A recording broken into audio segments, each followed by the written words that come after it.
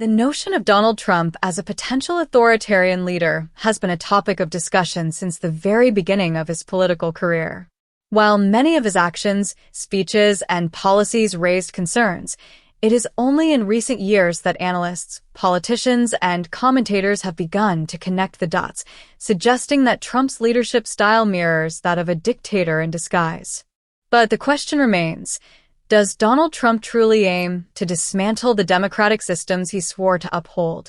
Or is this merely a series of chaotic incidents that have been exaggerated for political purposes? The Fox News segment in question, as discussed by MSNBC and other outlets, sheds new light on Trump's potential agenda. In a dramatic and revealing way, the commentary warns of his approach to loyalty, his ability to manipulate systems, and his long-standing disdain for those who don't serve him or his vision. This video aims to unpack the recent revelation about Trump's strategy, highlighting the themes of loyalty, loyalty's ties to power, the deconstruction of American institutions, and how all of this adds up to a concerning pattern of autocratic tendencies. We'll examine the details of what has been revealed about Trump's behavior and how it could play a critical role in the future of American democracy. A legacy of loyalty. Trump's obsession with allegiance. One of the most important things to understand about Donald Trump is his obsession with loyalty. Loyalty, not just in his personal life but also in his business and political careers, has been at the heart of his actions. In numerous interviews, Trump has made it clear that he views loyalty as an essential trait for anyone around him. This isn't the typical form of loyalty, however. Trump demands absolute allegiance, with little room for dissent or differing opinions. Before his political rise, Donald Trump repeatedly emphasized how much he valued loyalty in his business dealings. His autobiography, The Art of the Deal, includes a chapter dedicated entirely to the subject. In that chapter, Trump claims that disloyalty was one of the most unforgivable sins in his eyes. According to his own words, he had no hesitation about getting even with anyone who he believed had wronged him, a sentiment that he carried into his presidency. In a notorious interview, Trump openly admitted that he would not hesitate to get even with people who betrayed him. He was unapologetic about his approach to disloyalty, saying, "I would have wiped the floor with the guys that weren't loyal." To Trump, loyalty is not simply about having someone's back. It's about unwavering support, no matter the cost. In his mind, disloyalty is an affront to his leadership, and those who betray him must be punished. This loyalty-centered worldview is not just a personal trait. It is central to understanding Trump's approach to governance. It shapes the way he interacts with his cabinet members, his allies, and his enemies. It also explains much of his behavior throughout his presidency. The concept of loyalty, mixed with revenge and punishment for those who disobey, has shaped his approach to running the country. The chaos, a strategy for consolidating power.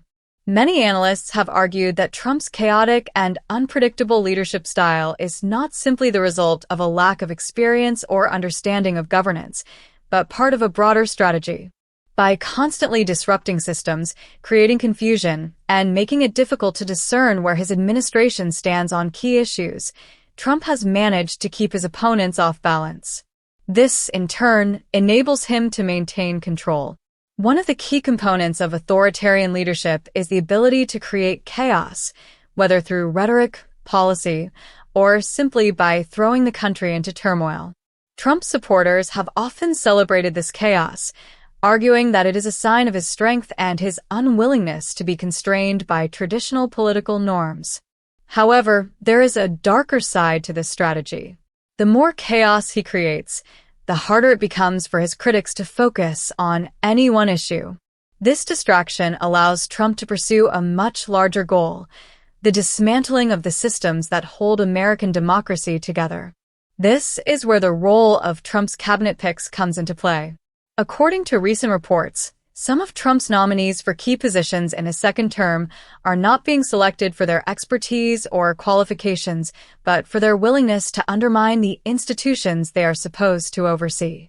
As one commentator put it, they are being put in there not to run these departments, but to wreck them.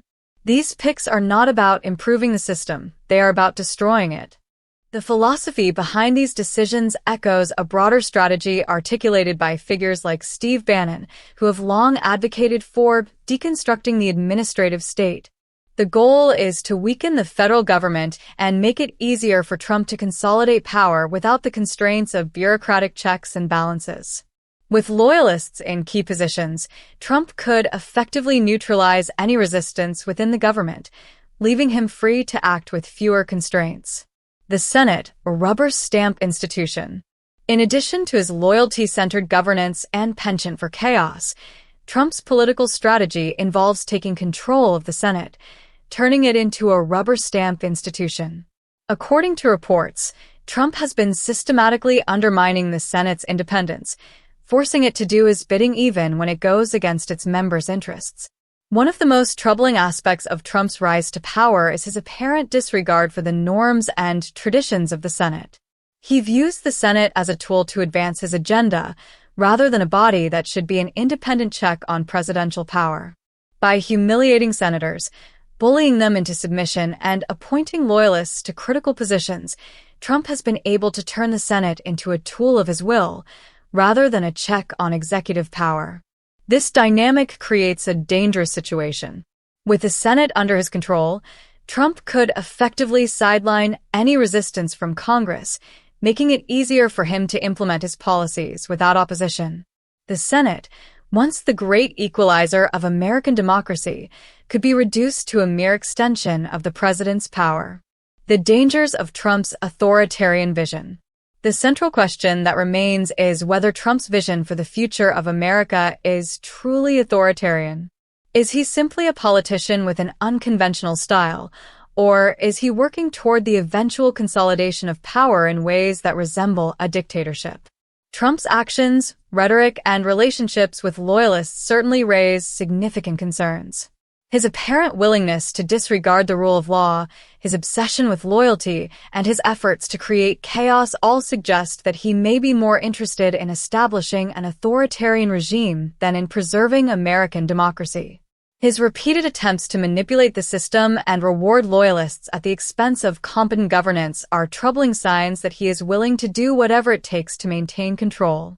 While it is important to remember that we are not yet living under a dictatorship, the road to such a reality is paved with small, seemingly insignificant steps.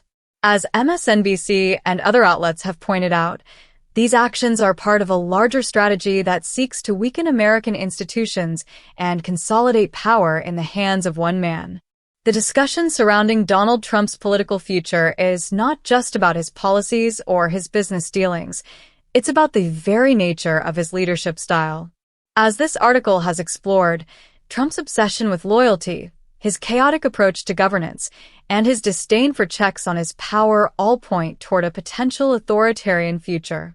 While some may dismiss these concerns as hyperbole, others believe that Trump is laying the groundwork for an autocratic system that could transform American democracy as we know it. If Trump's second term is marked by the further deconstruction of American institutions, the weakening of the Senate, and the elevation of loyalists over competent officials, the country may find itself at a critical crossroads. The question is no longer whether he will pursue an authoritarian agenda, but rather how far he is willing to go in pursuit of that goal. For those who value the principles of democracy, now is the time to watch closely. The stakes are higher than ever, and the consequences of allowing such a system to take root could be catastrophic for the future of the United States. It is up to the American people, their elected representatives, and the institutions of democracy to ensure that power is not concentrated in the hands of one man, and that the republic endures.